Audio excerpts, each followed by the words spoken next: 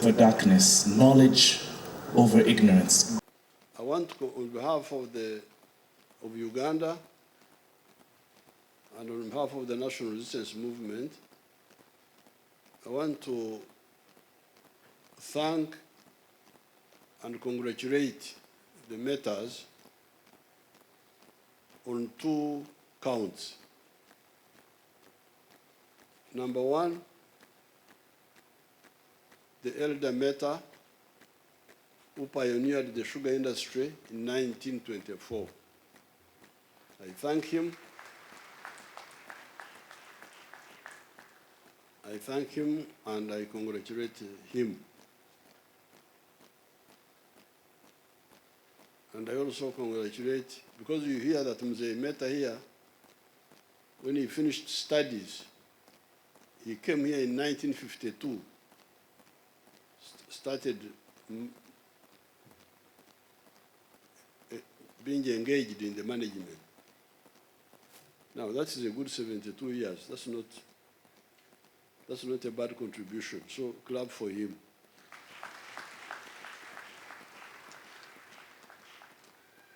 As an individual now, and his wife,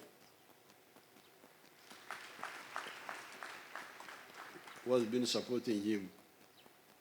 So I congratulate the Mehtas for pioneering the sugar industry in Uganda and other industries.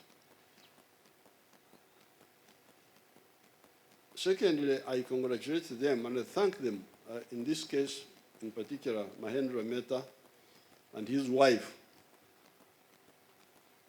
for not giving up after the disappointment of Idi Amin, the way he mishandled our people. When we called them back, they came immediately. The big problems in the world, but particularly in Africa, have been mistakes on 3 fronts: philosophical mistakes, ideological mistakes, and strategic mistakes. The good luck, I don't have time to go into each one of them. But for instance, on the philosophical side, one question that has been disturbing people has been what makes man work best? For altruism or for self-interest? Now, some people have made mistakes on that, self-interest. So therefore, when you are designing a strategy for the whole society, it is not correct to design as if the whole society will work on the basis of altruism. So that's why there was quite a bit of a mistake in Africa in the 1960s when the private sector was not encouraged. And in fact, it was discouraged. Fortunately, our movement started in the 1960s as a student movement, and we spent a long time before coming into government as a student movement then a liberation movement, and eventually, by the time we came into government, we had clarified our views on all this. And we put them in what we call the 10 points program. And if you read those 10 points, you will see that what we said then is what we are saying now. Now, like on the issue of the government nationalizing private property, which was common in Africa in the 1960s, this was definitely a mistake. Even if you are a socialist, it was not necessary to nationalize what the private people already had. You should have supported that. Then if you want to start a parastatal, you can do it. Parastatal, separate. If it works well, it works well. If it doesn't, but you don't interfere with the private sector. Start by saluting that man who founded the Mehta group.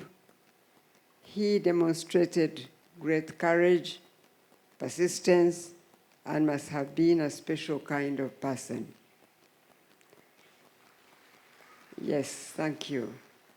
I want to congratulate the Mehta family on their contribution to the development of Uganda through their many, many different enterprises, such as the sugar industry, cement and building materials, electrical cables, horticulture and floriculture, and many others. The Mehta Group is one of Uganda's largest industrial conglomerates.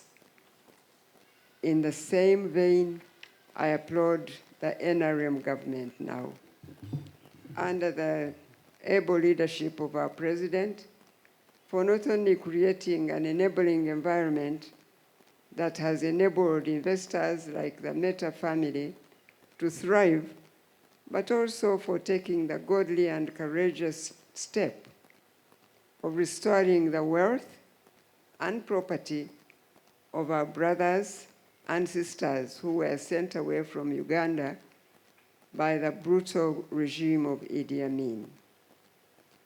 So today, yes, please do that. So today, we do not only celebrate the Mehta family, but many families of Indian origin who have made a significant contribution to our nation, and I'm sure many are represented here today. I planned for purification. We put up that plant, 10 tons of carbon dioxide going to the atmosphere. We saved it, purified it to American standards. And Your Excellency has also inaugurated that in 2015. We are supplying to Coca-Cola, Pepsi, Reham, and other units. It's doing very well. So the pollution control of the water coming from the sugar mill is treated biologically with the help of the anaerobic fermentation, aerobic fermentation, and then it is recycled. Solid waste coming out of the sugar factory is converted into compost, and that is being reused in the fields, cane fields. Last year, we made a compost of 40,000 tons of compost, which we put up in the fields. So we are working with zero effluent. It is only because of your guidance.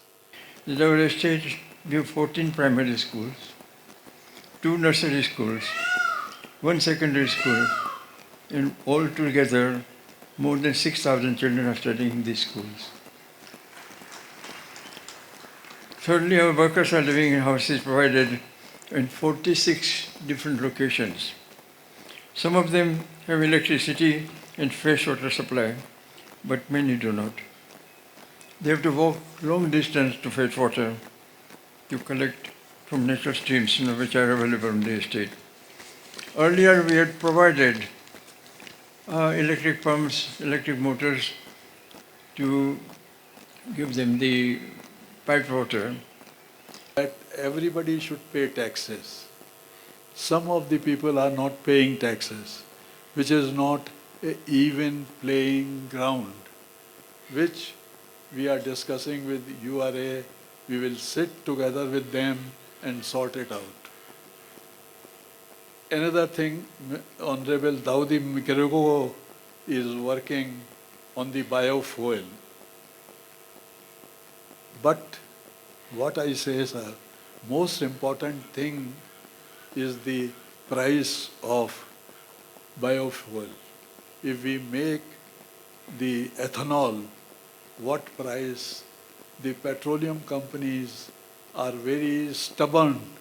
Sir, through perseverance and the dedication of countless Ugandans, it has grown into a diversified conglomerate that continues to contribute immensely to the socio-economic development of our nation. This establishment has been at the forefront of creating employment, fostering local expertise, and developing strong communities.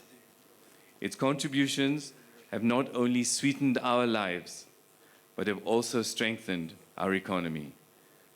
As we celebrate the past 100 years, we must also recognize the need to adapt to a rapidly changing environment. In today's globalized world, industries must be more innovative and sustainable, able to withstand economic fluctuations, environmental concerns, and technological advancements. This company, with its proud legacy, must continue to evolve to remain competitive and thrive for another century. We must embrace new technologies, invest in green energy, and modernize our processes to meet the demands of the future, while remaining true to the values that have brought us this far. As we reflect on the past 100 years, to all our distinguished guests, thank you for being a part of the celebration.